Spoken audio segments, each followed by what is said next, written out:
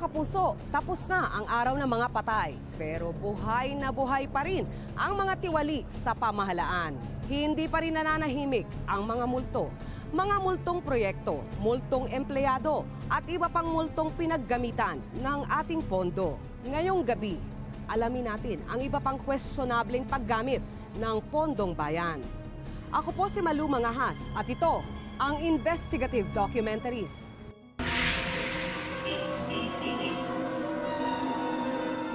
Sayang naman yung pera nga, kunwari, sinisweldo ng tao, pero hindi naman pala. Parang ghost employer na yung ginawa nila sa amin. Siyempre, masakit pa talaga.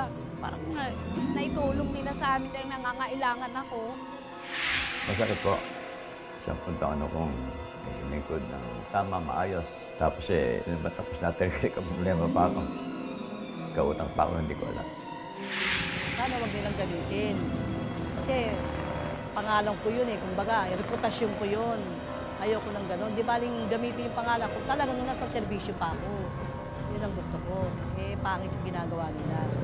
Hindi maganda, di ba?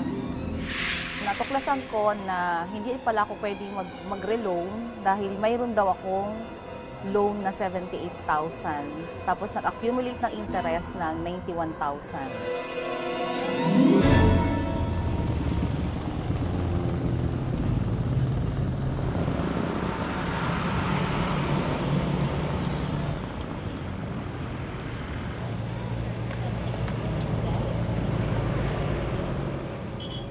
Alas 2 na. Lakad na ako.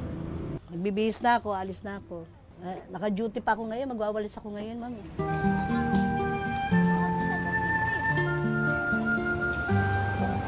Isang dekada ng tagalinis ng kalye sa Malabon si Lourdes.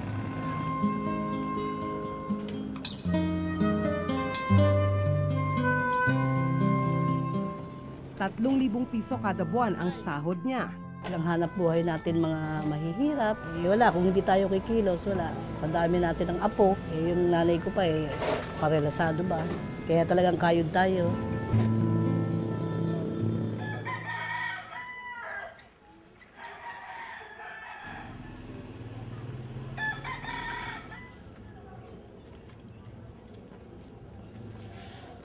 Si Vilma, dati ring pagwawalis ng kalsada ang hanap buhay. 2003 nang magsimula siya sa trabahong ito sa Intramuros. Nag-hire sila sa WA Philippines na magwawalis noon. Kailangan. Nag-apply ako. Natanggap naman ako agad noon.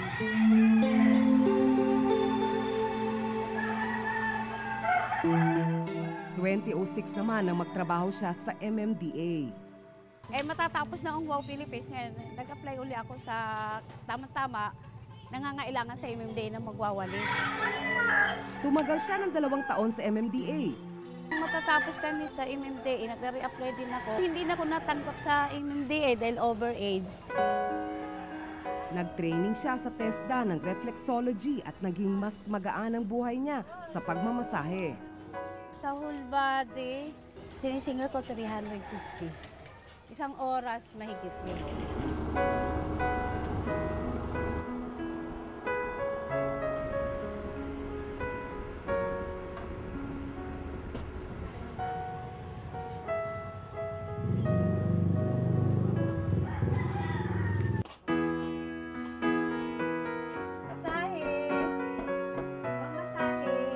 Malayo rin siya sa polusyon at init ng sikat ng araw.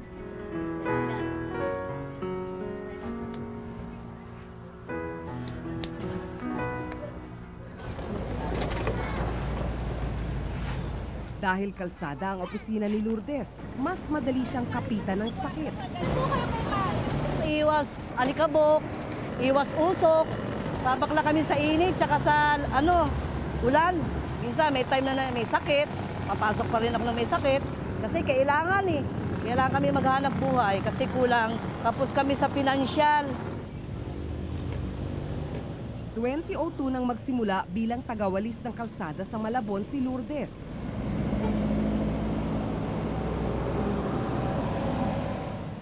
Makalipas ang 3 taon, nag-apply siya para maging tagawalis sa ilalim ng Oyster Program. Isang proyekto ito sa ilalim ng Administrasyong Arroyo na inilunsad noong 2005. Ang ibig sabihin ng Oyster, out-of-school youth serving towards economic recovery. Layunin daw nitong mabigyan ng trabaho ang mga kabataang di nag-aaral. Si Lourdes, malinaw na hindi naman out-of-school youth, pero natanggap sa Oyster. Punta kami ng District 7, nag-apply kami, nagpasa kami ng biodata. Kinabukasan, pinapasok na kami. Ang area ko sa Santa Mesa, na-area din ako ng Malacanang, yung kay Ma'am President. Malaking simpatya ko dun sa bata dahil unang-una out-of-school youth. You've designed this program para makatulong dun sa mga mahihirap na wala na nga sila sa eskwelahan. Gagamitin mo pa yung mga pangalan nila. Tapos, hindi mo pa mabibigyan yung serbisyo na sabi mo, bibigyan mo ng serbisyo. Mas malaki ang sweldo at mas magaan din daw ang trabaho sa Oyster.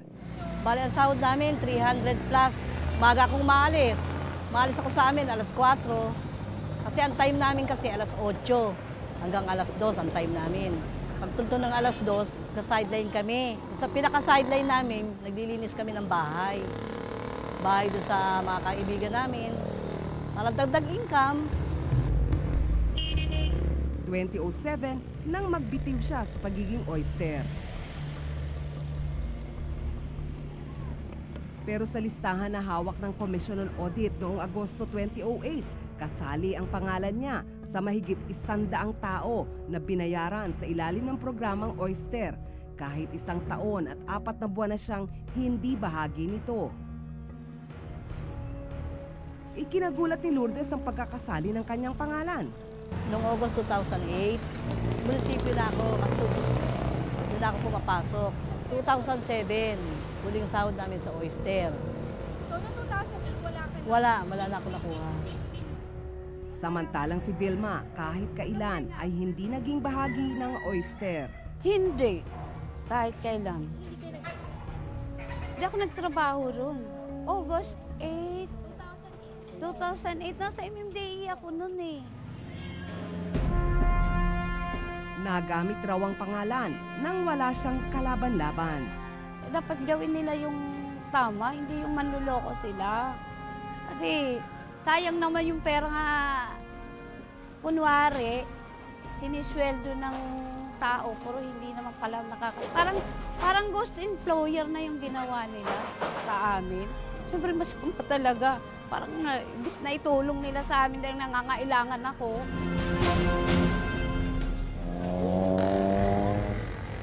Pangalan ko yun kumbaga, reputasyon ko yun. Ayoko ng gano'n. Di baling gamitin yung pangalan ko, talagang nasa serbisyo pa ako. Pangit yung ginagawa nila. Hindi maganda.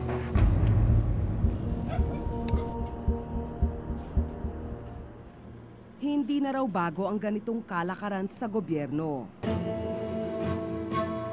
Kasi ang dali niya maglalagay ka lang ng pangalan tapos sisweldohan. Tapos yung pera na sinisweldo dapat dito sa nakapirma doon ay nakukuha ng sino man yun ang umurakot. So napaka-common niya na practice. Hindi siya kakaiba.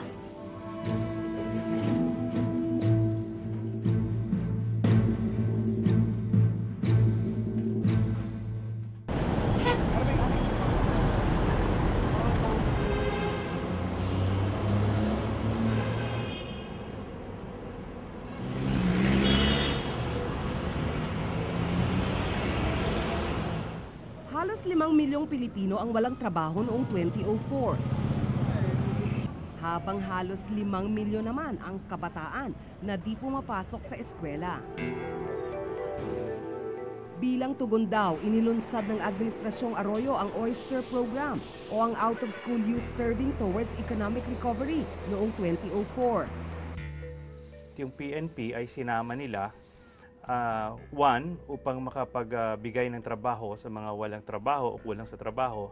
Pangalawa, bilang pagsugpo na rin sa krimen o pag-iwas sa krimen dahil ang paniniwala noon ng dating administrasyon ay mababawasan ng krimen kung mabibigyan ng trabaho yung mga taong walang trabaho. 5 taong ipinatupad ang Oyster Program. Pero nang matapos ito noong 2010, lumabas sa pag-aaral ng Commission on Audit na questionable ang pagkakagastos sa pondo ng Oyster na umabot sa 1.28 billion pesos. Galing ang pondo ng Oyster sa bayad ng mga nagpaparehistro ng sasakyan sa Land Transportation Office. Tinatawag itong Motor Vehicle Users Charge o MVUC. Sa batas, pwede lang gamitin ang MVUC para sa road maintenance, paglalagay ng traffic light at road safety devices at pollution control. Oyster ay isang bahagi lamang ng roadside maintenance kung saan ginagamit ito sa pagpapalinis, pagdideklag ng mga ating mga kanal. So ginamit yung Oyster bilang bahagi nitong roadside maintenance ng road board. Ang Department of Public Works and Highways o DPWH at Department of Transportation and Communication o DOTC ang dalawang ahensya na nagpapatupad ng proyekto sa MVUC. Pero ang Oyster Program hinawakan ng Philippine National Police. Puna ng COA, hindi naman trabaho ng PNP ang pag-aayos at paglilinis ng mga kalsada. Yeah, base doon sa MOA na ginawa ng DPWH at PNP, ang PNP ang binigyan ng kapangyarihan na mamili ng mga workers na makakasali dito sa Oyster. May ibang ahensya raw ng gobyerno na mas karapat-dapat na tumutok sa programa. Pero kung ganun yung rasyonale ng programa, maaring sigurong hindi PNP yung nag-implement nito, maaring DSWD, na mayroon din ganung mas malapit na mandate ng out-of-school youth kasi ito ay nangangalaga doon sa mga marginalized sectors ng lipunan. Ibinigay sa PNP ang Oyster Program sa bisa ng isang Memorandum of Agreement o MOA sa pagitan ng PNP at DPWH-NCR. Ang Road Board at DPWH-NCR ang nagbigay ng pondo sa programa. Yung pagbibigay ng pondo sa PNP ay isang policy o naging direktiba nung nakaraang administrasyon. Ang PNP naman ang namahala sa mga nagtatrabaho sa ilalim ng Oyster. Based on documents, sumuporta po ang Philippine National Police para sa unang-una, recruitment, screening, paghahanap ng mga pwedeng mabiyayaan ng tulong base sa programang ito. Pero ayon sa COA, sobra-sobra ang mga kinuhang trabahador ng PNP. Kung tutuusin, ito rin ay sakop na ng MMDA at mga LGU. Sa tingin naman namin ay hindi ito excessive because 6,000 na empleyado sa buong Metro Manila ay hindi naman siguro masasabing excessive. Ayon sa COA, hindi rin maayos na na-monitor ang program. Ang Barangay 692, Zone 75 sa Malate, Manila, naging bahagi ng Oyster Program mula noong 2005. Sa isang dokumentong isinimite sa COA, lumalabas na may 112 Oyster workers mula sa kanilang barangay noong August 2008. Pero ayon kay Kapitan Jaime, wala nang miyembro ng Oyster sa kanilang lugar mula noong 2008. Ipinakita namin sa kanya ang listahan. Wala po akong kilala rito sa August 30, 2008 na kahit na isang tao rito. Pati ang pirma sa dokumento, hindi rin daw kanya. Hindi ko po signature to. Makikita niyo po ito, sobrang laki.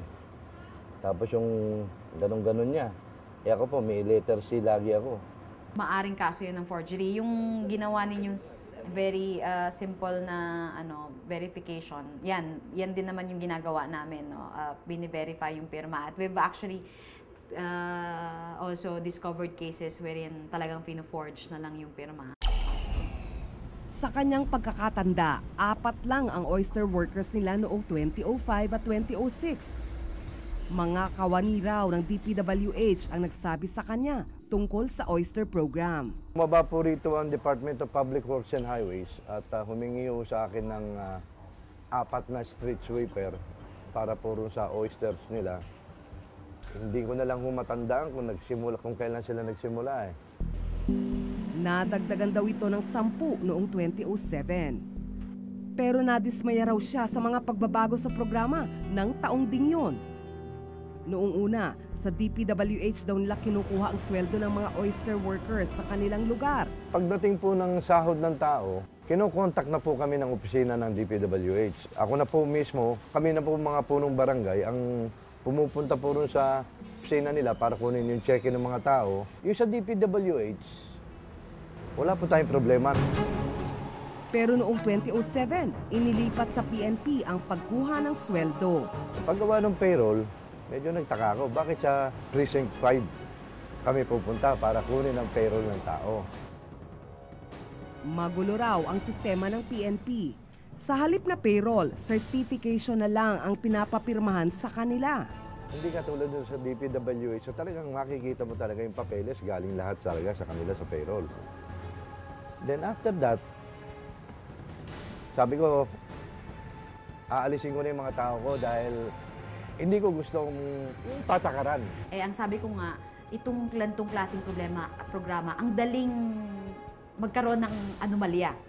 Dahil nga, mag-produce ka lang ng pangalan. Pwede mo nang yung iyon ang isubmit mo sa COA or kung sino man ang pagsasubmitan mo ng iyong accomplishment report. Maybe sa road board as well. Hiningi namin ang reaksyon ni Police Superintendent Flomencio Bernal III, dating hepe ng Project Oyster, tungkol sa report ng COA. Nawakan ko yung 2006 yata, yung gano'n. Ako yung parang project coordinator dito sa that time. So nagkalipat-lipat kami, iba-ibang mga humawak ng mga officers. Ngayon lang daw niya nakita ang dokumentong ito mula sa COA. We are basing on this document, 2008 kamo na. Hindi na po ako oyster.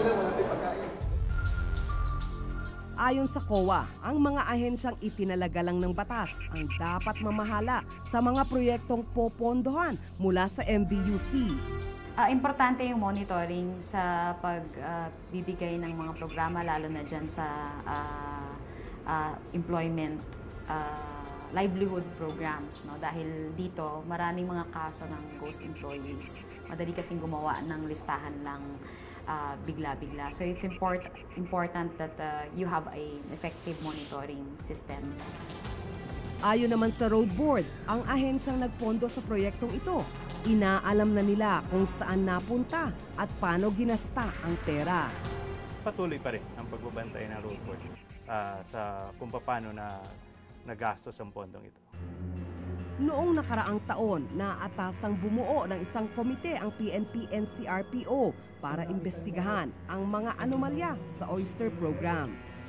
Sa level nga ng PNP, nagkaroon ng konting pag-aaral dyan. At yun nga naging recommendation nga initially ng body, mag-create ng talagang special investigation task group tungkol dito. Sa ngayon, yung pa lang yung talagang malinaw na investigation, na recommendation at this point. Mag-iisang taon na pero di pa rin umuusad ang investigasyon. Sa ngayon, wala pa rin. Wala pa tayong pinapatawag, wala pa tayong mga specific na dokumento na tulad ng sinasabi mo na pinag-aaralan. Sa simula pa lang, kaduda-duda na raw ang programa. Ang daming loopholes na maaaring maging sanhi ng anomalya at ang dali-dali tuloy. Kaya mas lalo nga dapat sa mga ganitong programa, mas matindi yung transparency and accountability mo, mas marami sanang involved. Sa proyektong ito, mahigit 1 bilyong piso ang nagamit mula sa pondo ng bayan para sana mapakinabangan ng mga nangangailangan. Pero tila ang mga nangangailangan pa ang napakinabangan.